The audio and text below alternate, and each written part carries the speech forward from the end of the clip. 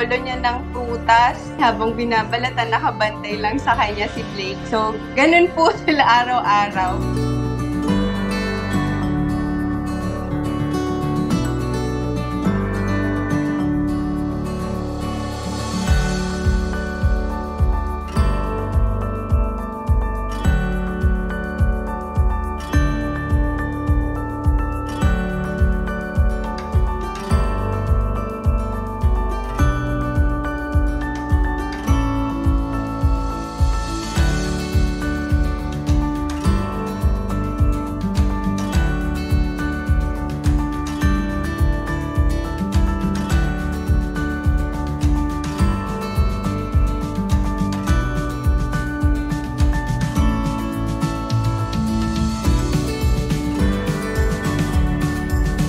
I-appreciate po natin sila, mahalin po natin sila, irespeto po natin sila. Yun po yung makakapagbigay ng lakas po kasi sa kanila. Magpasalamat tayo dahil mahal tayo ng mga lolo't lola natin.